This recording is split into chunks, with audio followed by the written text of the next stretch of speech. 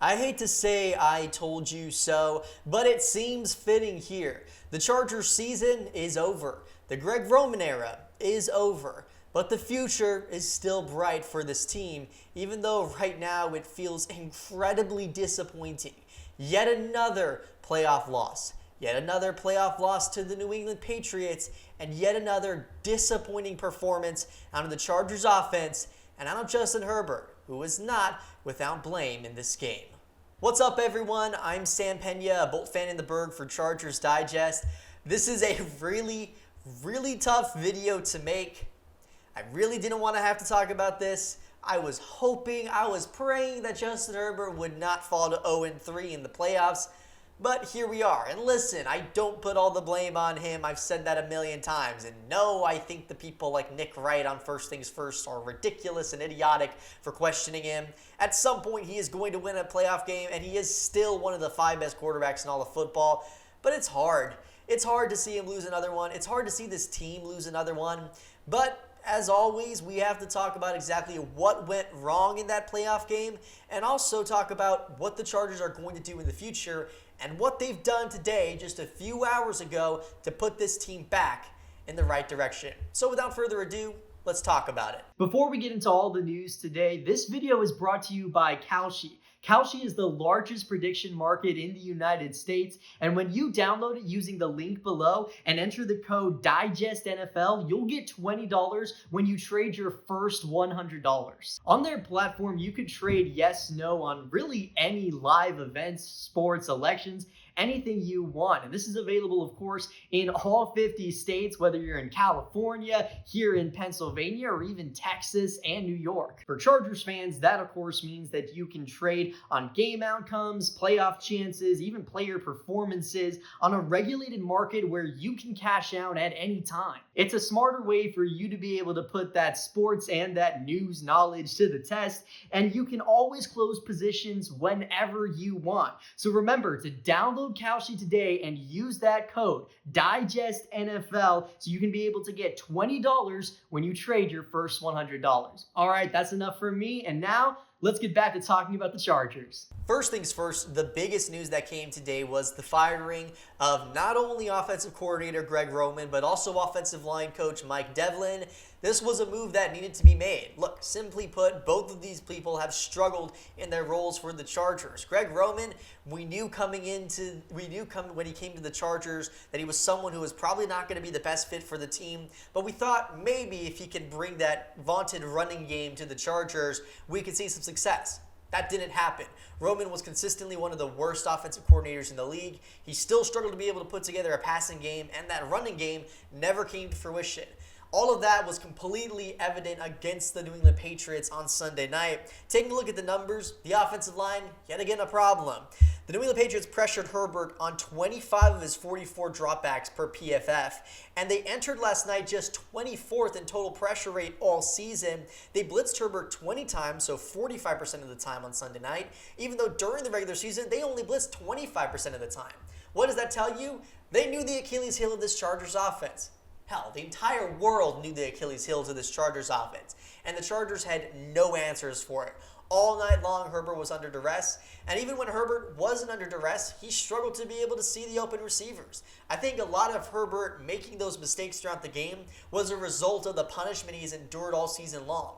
Because he's been chased all year long by pass rushers, he expected to be chased, so when he wasn't chased, it was a surprise to him, and he struggled to make the correct read.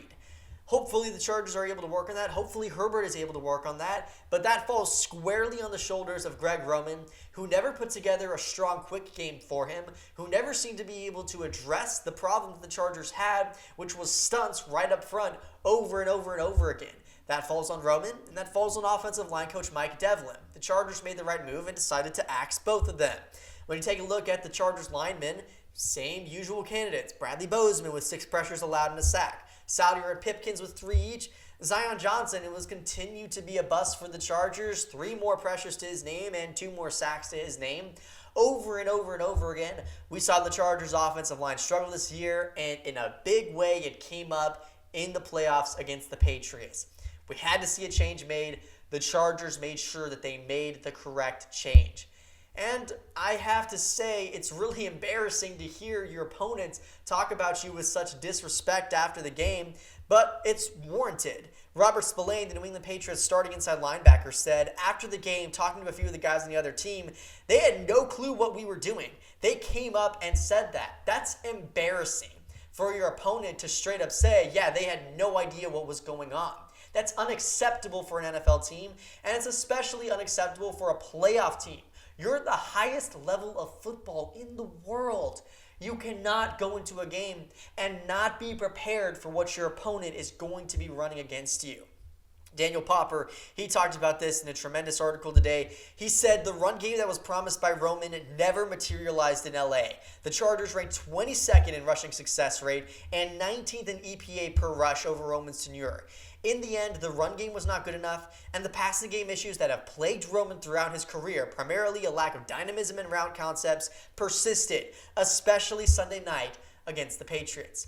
That's the best way you can put it at this point. The Chargers had no answers whatsoever for what was run against them.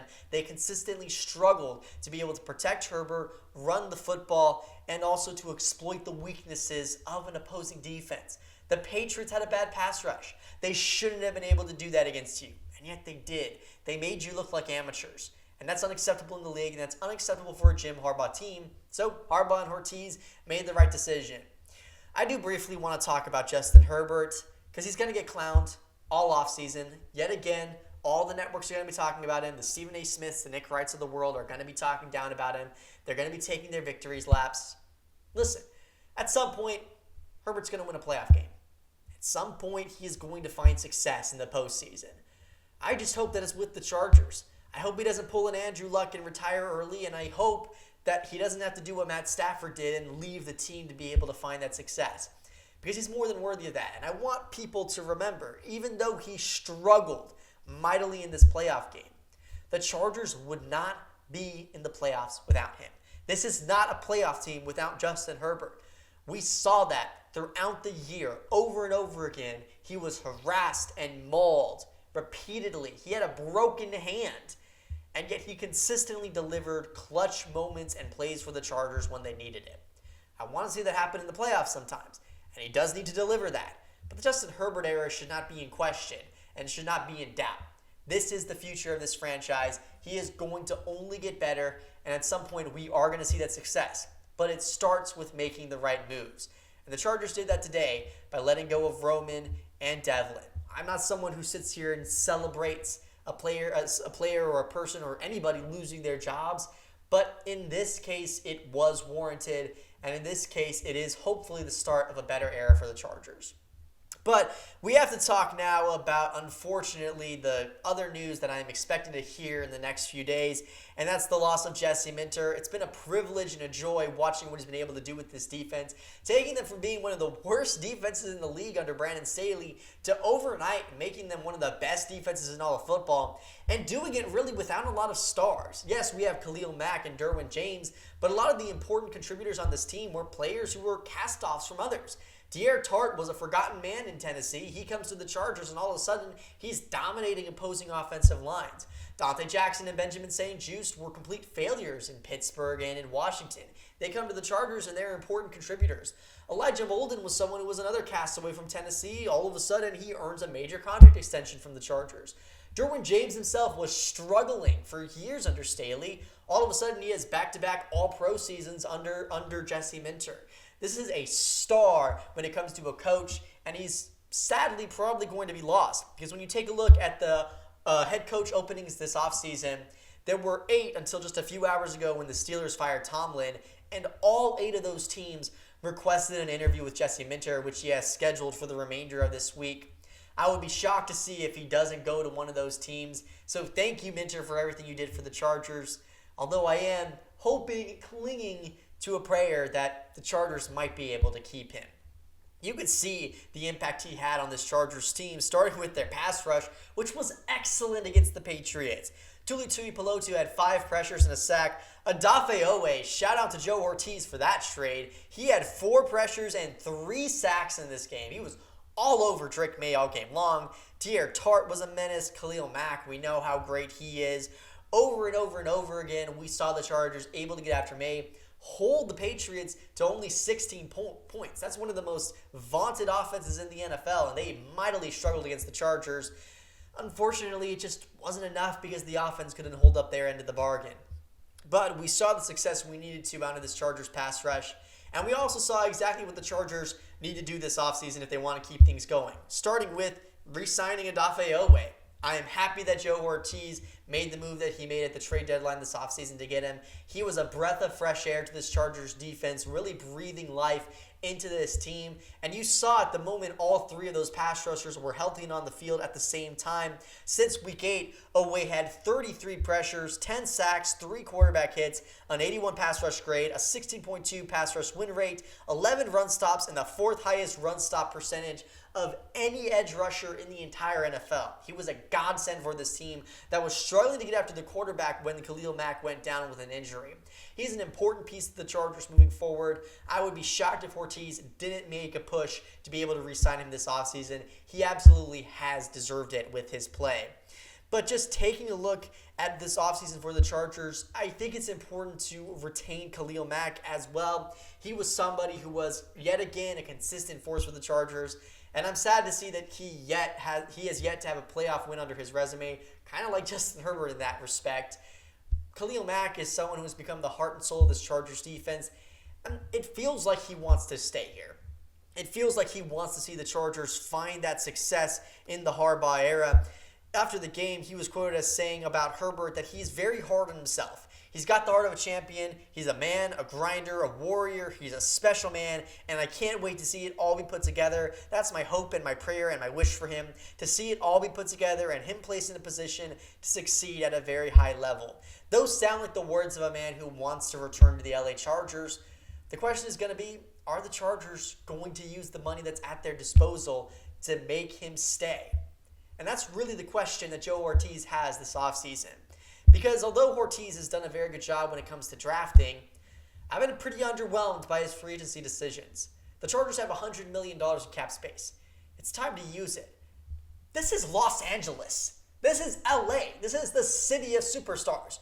We saw the Lakers go out there and consistently bring in superstars like Anthony Davis and LeBron James. They won titles. We saw the Dodgers go after Shohei Ohtani and Yoshinobu Yamamoto. They won titles. It's time for the Chargers to embody the spirit of LA. Go after those stars. Go after those guys in free agency. Make this team one to be remembered. Put Justin Herbert in a position to succeed. Put the Chargers in a position to succeed. And make this the team of LA. Thank you all so much again for watching. I'm Sam Peña here with Chargers Digest. It's been a long season, lots of ups and downs. I'm excited to see where this team goes from here, even though I was sad to see the way this season ended. Overall, though, I am excited, and I'm excited to see how this channel might grow. I've been seeing the subscriber count go up and also the view count go up. Been a good couple of weeks for us here. Please, I'd love to see that keep going here. If you could like and subscribe, I'd really appreciate it. And until next time, Bolt Nation, and until next season, always remember, Bolt up.